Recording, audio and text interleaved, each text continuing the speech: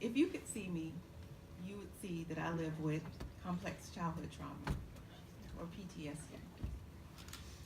From infancy to the age of 18, there were constant events that took place in my life that were traumatic.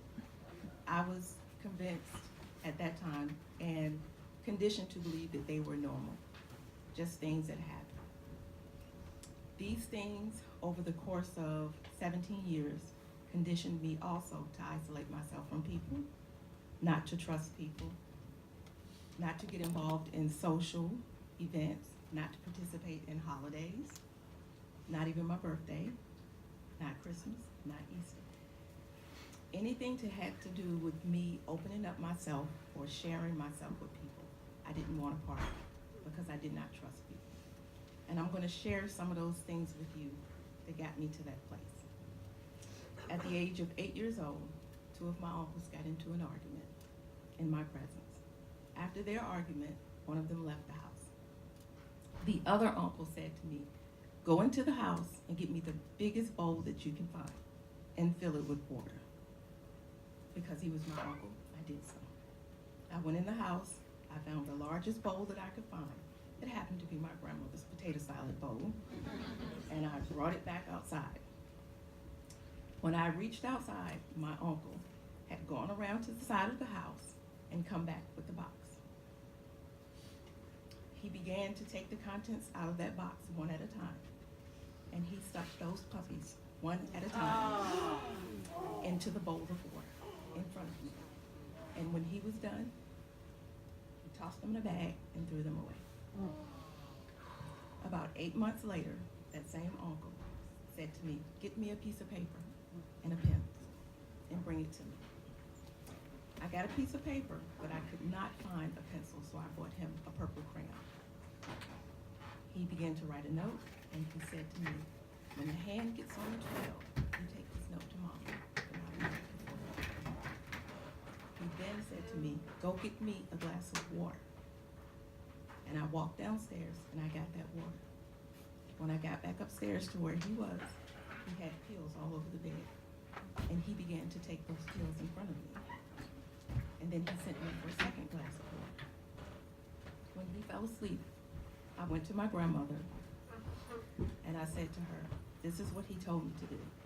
She immediately called the ambulance. They came and they pumped his stomach on the front porch. And I saw the charcoal come up. I had no idea at that time that he was trying to kill himself. I thought the ambulance and the people there were killing him. Those events that happened in my childhood made me very skeptical of people asking me to do things. I avoided being friends with people because I did not trust their motives or their intentions. Wow. I've had a very select few people in my life as an adult. And up until a couple of years ago, I was very happy with that. Despite those events that took place in my childhood, there was a particular person that was there that helped build resiliency in me. She was my Aunt Frances. My Aunt Frances always greeted me with a smile. She always hugged me and acknowledged when I came into the room. She always told me that I was beautiful and that she loved me. She introduced me to guitar by way of James Taylor and Barry Manilow and ABBA, who I still love today. She took me on my first road trip on the Greyhound bus, and she used to let me play in her makeup. But the most beautiful memory that I have of my aunt was staying at her house, and she had a small music box that she would allow me to listen to when I fell asleep. I didn't mention that I had sexual childhood trauma, so I didn't fall asleep very well. So she would let me listen to this music box, and it would play over and over again until I would fall asleep. In the summer of 1987, my aunt was murdered by her husband of 11 years. And I've been told by many people that when she was being airlifted to the hospital, that she asked for me.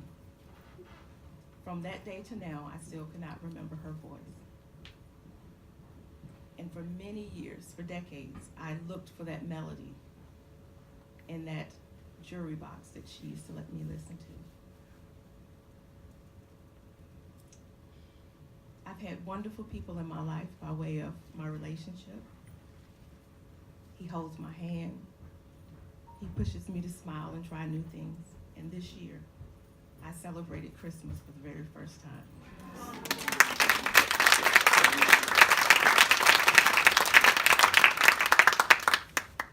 I had shared the story about my aunt with one of my really close friends and my daughter-in-law. And for Christmas, my daughter-in-law got me this jewelry box. And even though I cannot hear my aunt's voice, I can hear this melody anytime I choose to now. If you could see me, you would see that I work very hard to be inclusive now, to give back what I always needed as a child, to show love and kindness to everyone, because you never know what someone else has been without. I've become an advocate for children, for women who live and have lived through domestic violence, for children and women who've lived through sexual trauma. And I will continue to use my voice as long as I can to advocate for those who have not yet found their voice. Thank you.